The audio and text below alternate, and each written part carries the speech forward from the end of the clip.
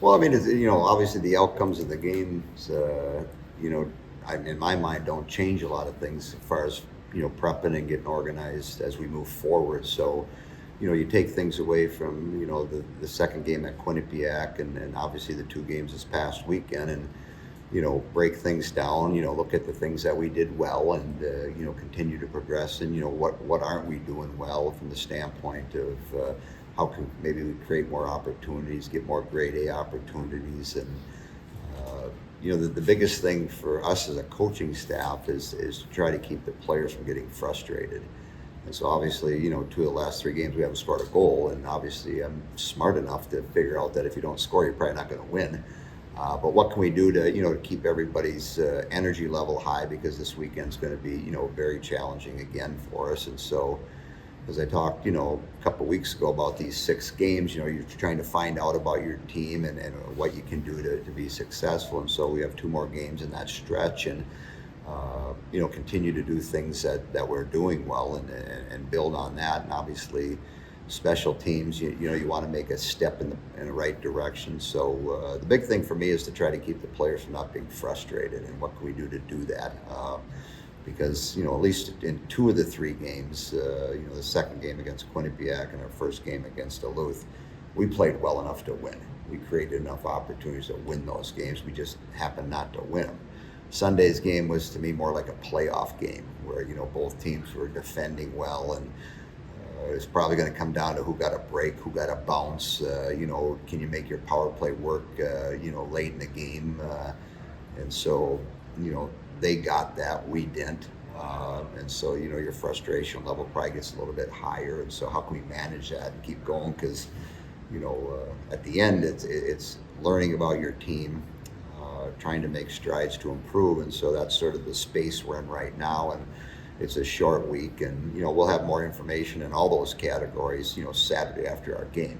And then what do we do from that point forward to continue to improve as a group? So I mean, again, just the message and the conversations that you have with this team, what you say to them. Well, have had meetings with captains, and then just to reiterate that, in past experience as a player and a coach, where a team goes through a 2, 3, 5, 6, 8 game stretch where they don't score a lot. What do you do? Well, as a player, and I know when I didn't score in 5 or 6 or 7 games in a row, you get a little frustrated, and so you dig deeper into a rabbit hole and say, well, what's going on? Let's look tighter at your game. And so, are we getting chances? Are we getting quality chances? And if we are, eventually the tide turns. Over the course of a long season, some nights that puck bounces for you, and other nights it doesn't. And if you keep doing a lot of the little things, which I talked about in Sunday's game, where I felt it was going to be a tight game and it was going to come down to one, keep doing little things.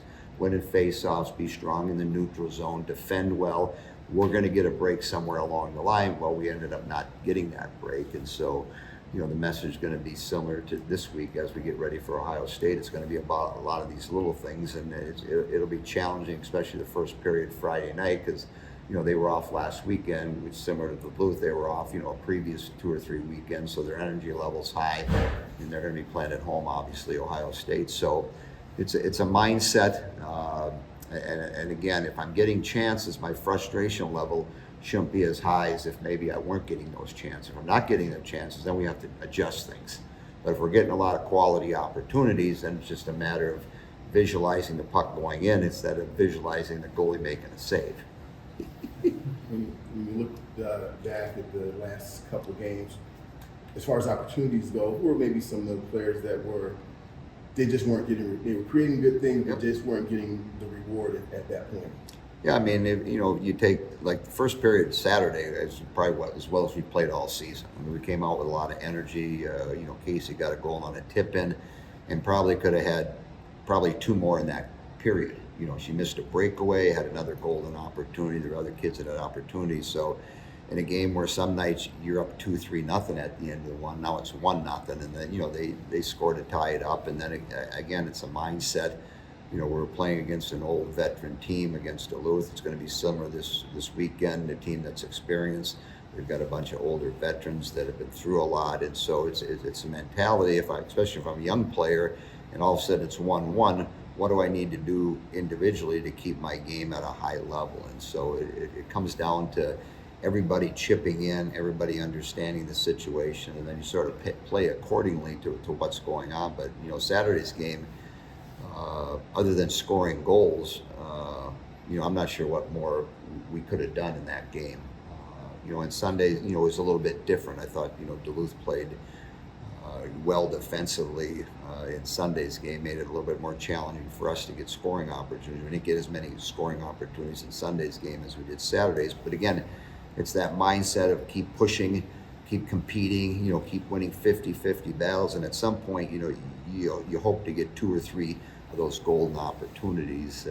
And so for our younger players, it's a good learning process. For our older players, especially this weekend, they know the personnel. They've played there before for 3-4 years, and they have to be ready to play Friday early on in that game to give us a chance to get through that wildfire, as I call it, that's going to happen.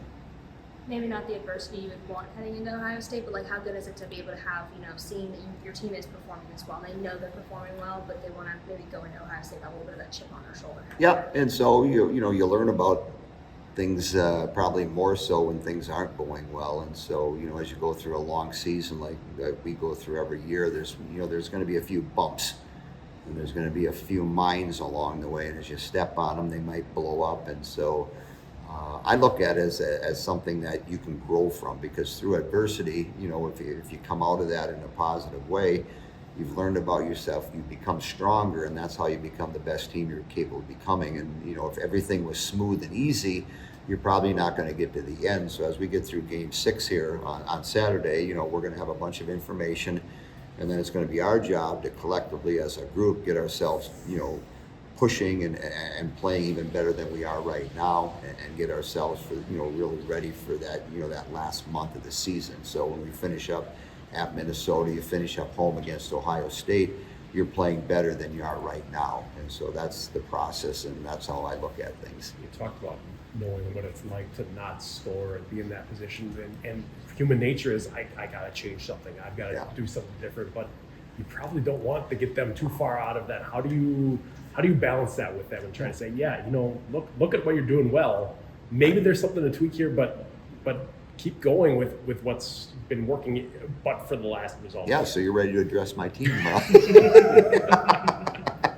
Yeah, and that's the mindset. So if I'm a veteran player, it's probably easier to absorb that and understand it. If I'm a younger player and I'm used to scoring where I came from, and I've had a pretty good start to the season, and all of a sudden I hit this lull. How do I handle it? And it's again, you sort of dig deeper into this rabbit hole and analyze your game from a bigger perspective, and get them to understand, you're playing okay, you're playing fine, and eventually, if you keep doing things, the law says it'll switch, and the puck all of a sudden goes off your skate, or goes off a shin pad, or goes off your elbow and goes in, and now you feel better about yourself because you scored well.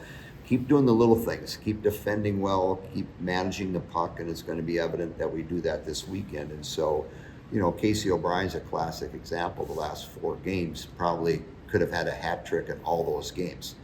The furthest one maybe on Sunday, but the Quinnipiac second night, the first game against Duluth, and even the first game against Quinnipiac, she's getting a bunch of chances.